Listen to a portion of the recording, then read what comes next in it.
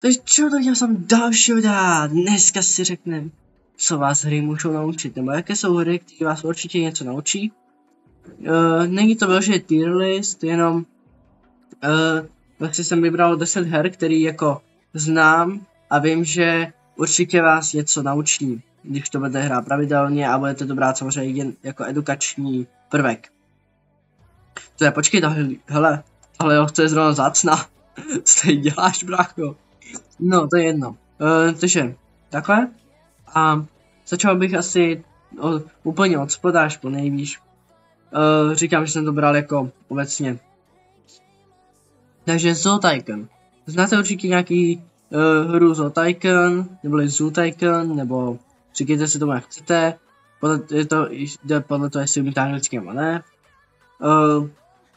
Většina těch her samozřejmě má český překlad, ale známe to, že? No prostě, Zoo Tycoon. Je to hra, kde vlastně si stavíte vlastní vlastně zoologickou zahradu, takže se tam učíte, jak se chovat ke zvířatům, co zvířata potřebují.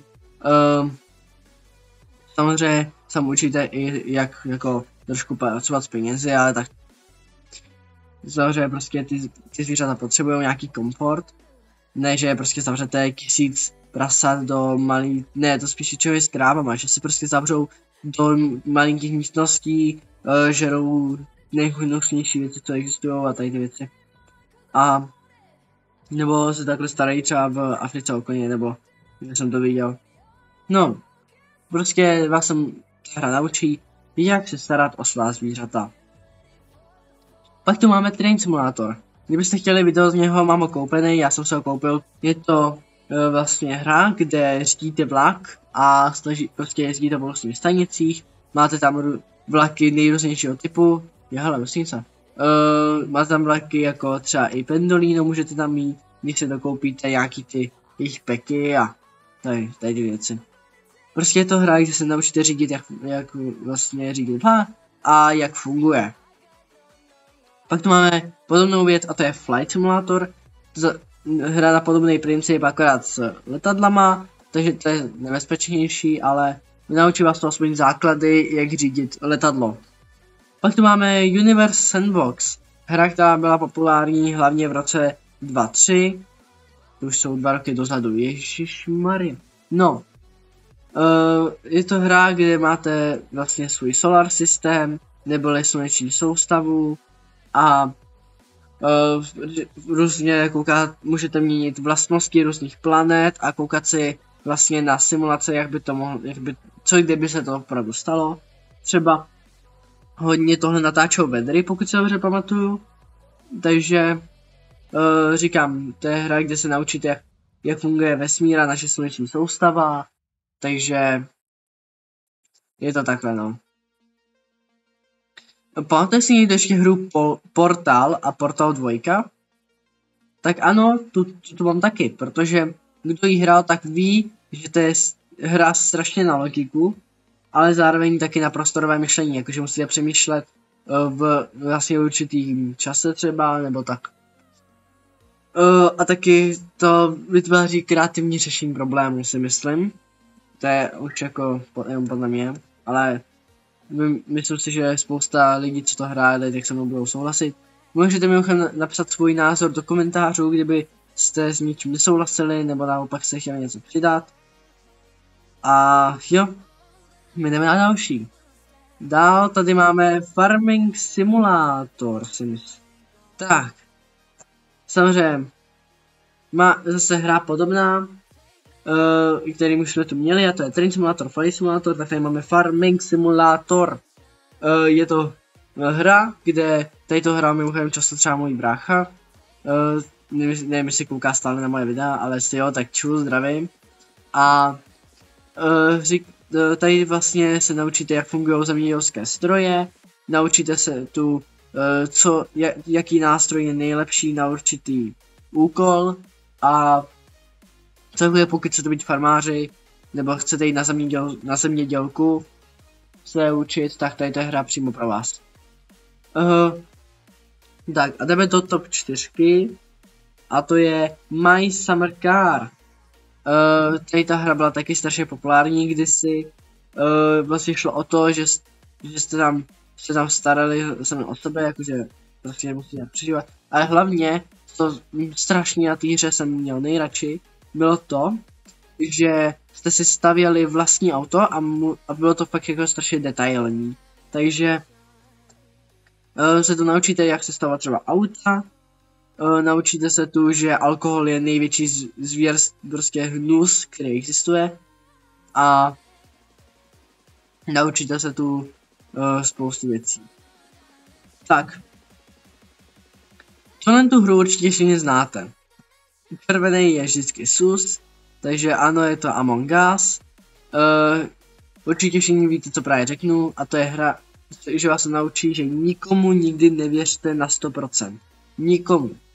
Takže pokud nemáte přímo důkaz, že ten člověk je v pořádku, tak mu nikdy nevěřte.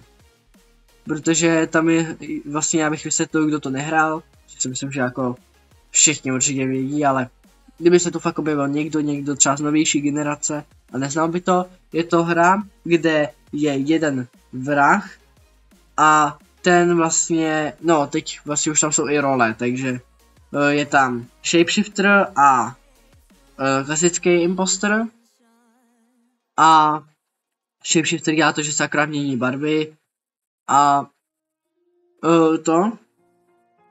a vlastně ty mají za úkol buď vyzabíjet všechny crewmatey, neboli ty vlastně přeživší nebo ty normální, a nebo prostě nějak vyhrát, že jim třeba, nevím, dají nějaký, že jim třeba rozbijou reaktor nebo takovýhle ty věci. A crewmatey naopak na druhou stranu mají za úkol vlastně vyhodit z lodi právě ty impostry, anebo splnit všechny tasky. To jsou dvě možnosti, jak vyhrát. A je taková taktická hra. Jo, takže nikdy nikomu nevěřte a já si dám ten. Tak.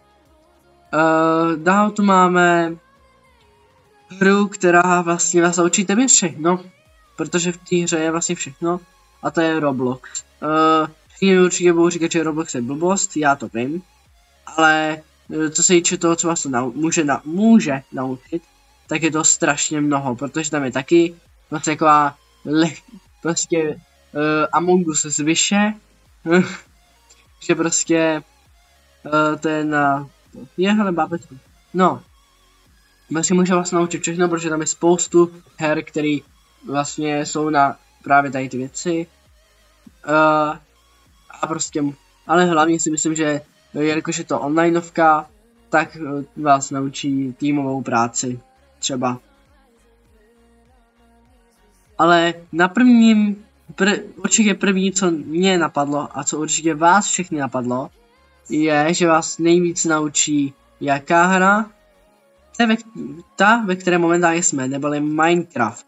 Minecraft je hra, která už byla v roce 2009 pod názvem Cave Game, a říkám, tady ta hra je taky, že zde můžete vytvořit většinu těch her, kterou jsme tu řekli. Taky naučíte se tu farmařit, protože tady máme různý jako farming, třeba můžeme tady vytvářet vlastně různý mob trapky, neboli udělat efektivní stroj na získávání věcí, takže logika. Naučí vás to taky hlavně jak přežívat, protože jsou tu hry jako třeba RL Craft, kde musíte řešit teplotu svého těla, musíte řešit, že musíte vyvařovat vodu, aby nebyla toxická, nemůžete pít mořskou vodu, jo. Tady ta hra vás naučí všechno. Takže má dokonce i vlastní Education Edition, neboli výukovou verzi, která se může používat ve školách. Ty vám tady myslím, že teďka existuje, prostě funguje. Takže opravdu tady ta hra vás může naučit miliardu věcí, jenom si v tom musíte tu věc najít. Takže tohle a jsme na konci tohohle videa. Já doufám, že se vám toto video líbilo. Můžete mi dát like, odběr už máme 101 odběratelů, jsem za to moc vděčný. Nebojte, na speciálu se pracuje. A mějte se hezky. A zatím čau.